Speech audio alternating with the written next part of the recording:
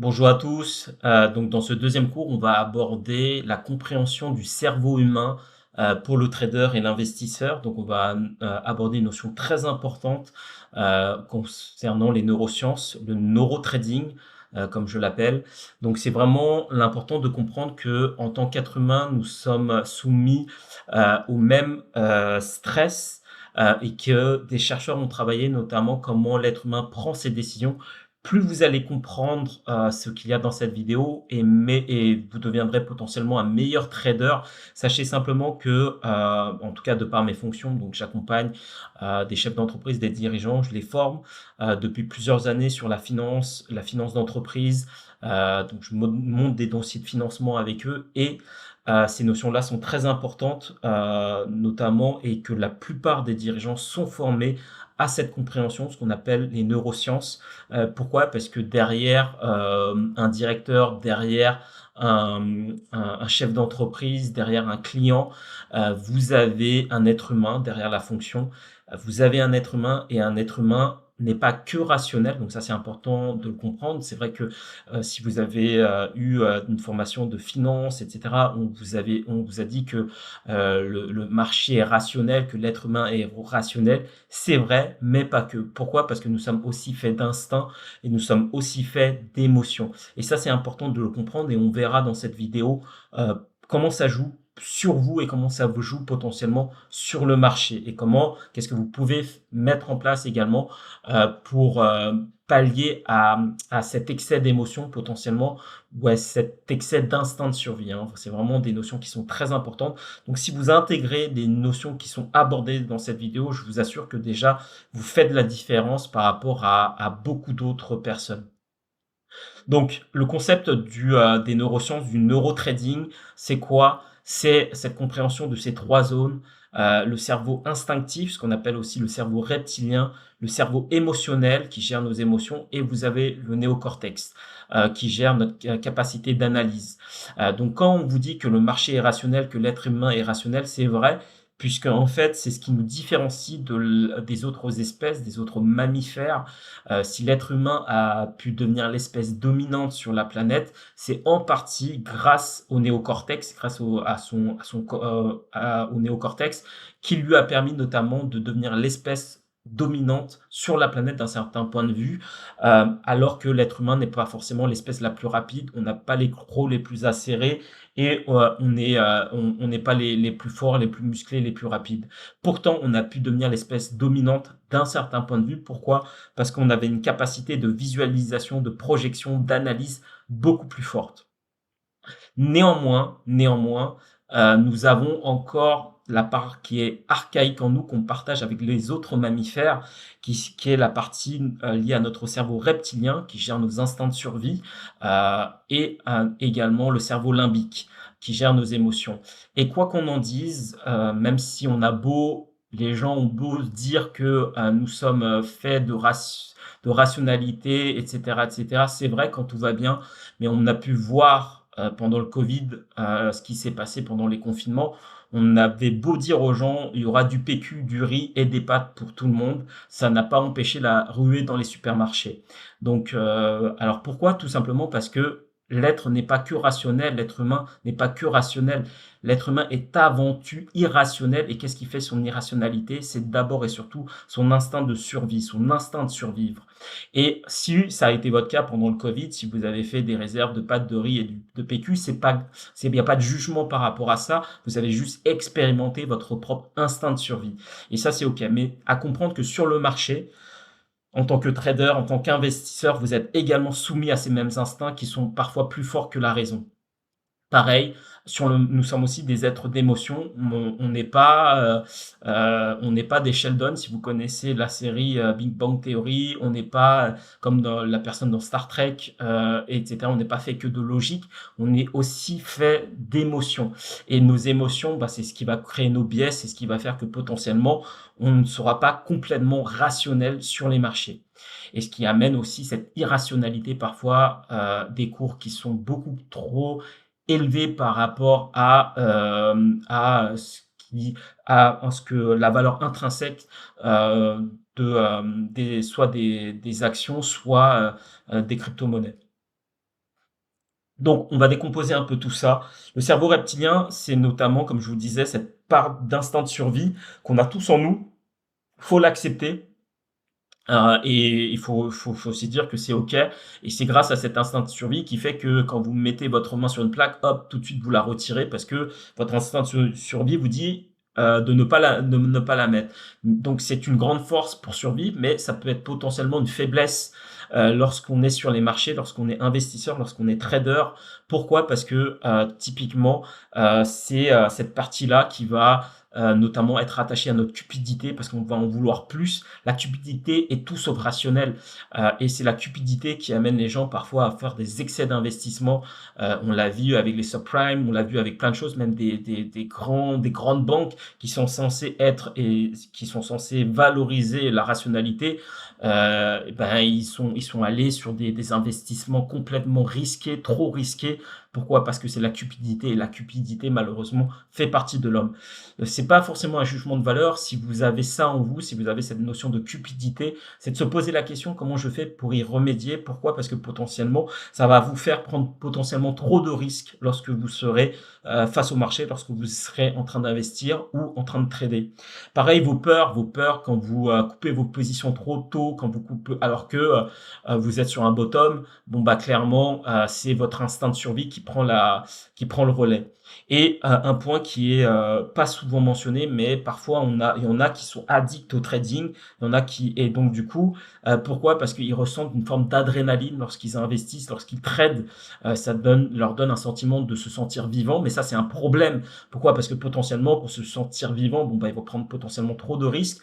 Là vraiment, hein, pour combler ça, potentiellement si c'est votre cas, allez sauter en parachute, allez trouver de l'adrénaline ailleurs. Mais quand vous êtes en train de trader, surtout si c'est avec votre argent, bon bah c'est dommage de le faire parce que vous recherchez l'adrénaline et qu'il y a sans doute d'autres zones de votre vie où vous pourriez ressentir ça et ne pas perdre d'argent. Donc, ce cerveau reptilien, on verra également comment faire pour l'atténuer et comment faire pour potentiellement ne pas être soumis à ses instincts. Donc je vous ai mis un exemple. Bon, j'aurais pu prendre n'importe quel chart. J'ai mis Solana, ça aurait pu être le Bitcoin, ça aurait pu être Link, Avax, Ethereum, ce que vous voulez. Les dynamiques restent les mêmes. C'est des amplitudes très fortes. Donc quelque part, quand on investit en crypto-monnaie, c'est qu'on va rechercher l'amplitude.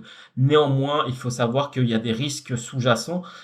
Pourquoi? Parce que ici, ceux qui ont investi ici, bon ben, on était clairement dans cette phase de cupidité. Ceux qui investissent en mode FOMO, clairement, là vous êtes complètement irrationnel. Le marché est déjà très vertical et inversement, lorsque le marché chute, clairement ces personnes-là, parfois même ces mêmes personnes, sont apeurées complètement et généralement peuvent tenir pendant un certain temps de la position.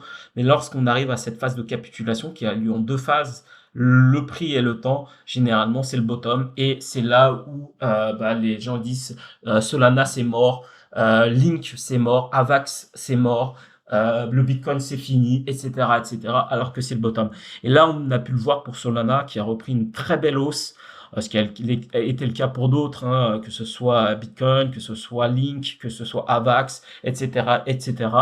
Encore une fois, ça nous redonne une perspective où là, c'était tout sauf le moment de vendre ici. Au contraire, potentiellement, c'était le moment d'acheter. Et donc tout ça pour vous montrer aussi que on est soumis à nos instincts de survie, mais aussi à nos émotions. Et la deuxième partie du cerveau, qui est le cerveau émotionnel, et crée aussi des biais, nos biais émotionnels, le FOMO, comme on a pu le voir tout à l'heure ici, où les gens sont en mode FOMO et achètent alors que c'est déjà vertical. Et pourquoi? C'est le FOMO, Fear of Missing Out, donc la peur de rater le train, la peur de rater une opportunité. Et donc clairement, ça aussi, c'est complètement irrationnel.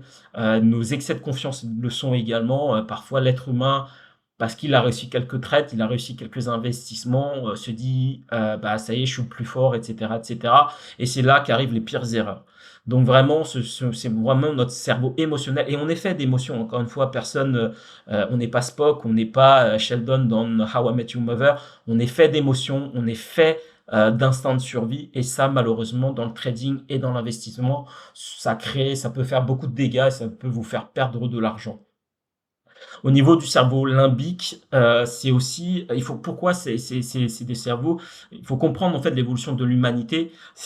Nous avons notre cerveau a évolué moins vite que notre c que que l'évolution sociétale. Heu, Aujourd'hui, avec la technologie, on n'a pas forcément ces risques sous-jacents liés à cet instinct de survie, alors que nos ancêtres, quand ils se retrouvaient devant une forêt, ils se posaient la question: Si j'y rentre, je la connais pas cette forêt-là, bah, je peux mourir». Et pareil, notre cerveau limbique, c'était notamment cette notion de preuve sociale, de preuve d'autorité. La preuve sociale et la preuve d'autorité, c'est quoi? C'est lorsque vous rentrez, par exemple, avant, on vivait en tribu et sortir de la tribu, prendre le risque d'être seul était un risque de mort potentiel puisqu'on se retrouvait tout seul. Donc on fonctionnait en tribu et en fait, la preuve sociale est très forte puisqu'on est soumis à l'injonction sociétale, à la pensée collective et qui fait que si les gens disent que c'est bien, nous, on va se dire que c'est bien. Si un tel et ça, c'est ce qu'on appelle la preuve d'autorité, si parce que c'est une grande banque, un grand nom, un grand milliardaire vont me dire bon bah le Bitcoin, Ethereum c'est génial. Bon bah pour vous, vous allez vous dire potentiellement bah oui c'est génial.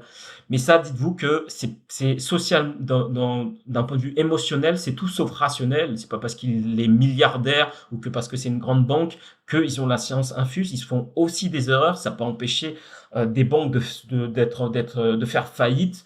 Encore une fois, on l'a vu pendant la crise des subprimes, on l'a vu récemment sur des banques plus petites. Donc clairement, c'est pas parce que c'est des institutions que c'est des êtres parfaits et c'est pas parce que c'est un milliardaire, un millionnaire qui vous disent que c'est bien d'investir dans le Bitcoin que c'est forcément le cas. C'est à vous évidemment de faire vos propres recherches, c'est à vous de regarder qu'est-ce qui est bon pour vous surtout. Parce que leurs intérêts à eux ne sont pas forcément les vôtres parce qu'à un moment donné, leur argent, ils viennent d'où? Bah, ils viennent forcément du particulier. Donc ils ont tout intérêt quelque part à donner une vision un peu biaisée pour créer de l'euphorie sur le marché. Pourquoi? Parce que qui dit euphorie dit activation du cerveau émotionnel et dit erreur potentielle pour vous. Euh, donc, donc du coup, c'est important de comprendre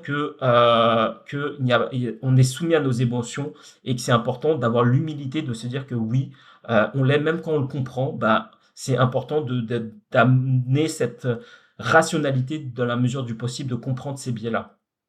Et enfin, le cerveau mental et idéalement, évidemment, c'est de pouvoir investir en étant vraiment neutre, en n'étant pas soumis à nos instincts, à nos peurs, à notre cupidité, en n'étant pas soumis à nos biais émotionnels, en n'étant pas soumis à l'influence que peut avoir les autres sur nous ou à ce qu'a pu dire un tel, quelqu'un qui a une grosse autorité, etc., etc. Mais d'essayer de se faire confiance et d'écouter sa logique. Évidemment, faut se former, évidemment, faut avoir un peu d'expérience, mais à un moment donné, c'est aussi se faire confiance. Donc c'était une vidéo pour vous expliquer, une vidéo qui est très importante, qui va même au-delà du trading et de l'investissement, mais que si vous le comprenez, puisque encore une fois, derrière le marché, bah, il y a des investisseurs, institutionnels ou particuliers, mais derrière chacun, bah, il y a un être humain. Et ces êtres humains ne sont pas des êtres parfaits, même si c'est des personnes qui travaillent dans des grandes banques, c'est des milliardaires ou quoi que ce soit, ce que vous voulez, c'est des êtres humains qui sont soumis également aux mêmes biais, qu'elles soient instinctifs, émotionnels, et nous aussi, nous le sommes tous. C'est simplement de se reconnaître et de se poser la question à titre personnel. Voilà, déjà être avec beaucoup de bienveillance et d'humilité. Est-ce que moi je suis cupide lorsque je rentre dans cette position-là? Est-ce que je suis en mode FOMO? Est-ce que c'est parce que j'ai été influencé socialement par un groupe, une pensée collective? Est-ce que potentiellement parce que j'ai entendu un milliardaire, une star de l'entrepreneuriat dire que telle action va monter, bon bah j'y crois, etc., etc. Telle banque vous faire telle ou telle recommandation. Donc c'est de gérer tout ça, de regarder, de regarder également, de se poser les bonnes questions et également de voir votre tolérance au risque, puisque investir dans les crypto-monnaies ou même dans les small caps, c'est des investissements qui sont très risqués, très volatiles. Donc c'est important de quand même de gérer votre risque. C'est des investissements qui peuvent rapporter gros, évidemment, mais néanmoins qui dit fort rendement potentiel, dit risque potentiel. Donc comment je fais, comment vous faites pour gérer votre tolérance de risque. Et là, je vous renvoie à la première vidéo sur le sizing de vos positions, sur la taille de vos positions, et ça vous permettra potentiellement de bien dormir la nuit aussi. Donc, si j'ai trop d'émotions, si mes instincts prennent le dessus, moi je vous recommande pas forcément de trader ou d'investir, plutôt de laisser passer l'émotion, laisser passer la charge émotionnelle qui peut être trop forte pour prendre du recul. Vous pouvez même avoir un cahier, écrire vos émotions pour pouvoir les évacuer, revenir un peu plus tard et être le plus neutre que possible. Voilà, donc vraiment cette vidéo, elle est pour moi essentielle. Elle va même au-delà de l'investissement et du trading. Ça explique aussi le comportement humain dans ces prises de décision de manière générale. Voilà, en tout cas, si vous avez aimé la vidéo, n'hésitez pas à liker, à la partager, à vous abonner aussi à la chaîne. Donc, je mettrai régulièrement de nouvelles vidéos pour plus de contenu encore de valeur. Je vous dis à très bientôt. Au revoir.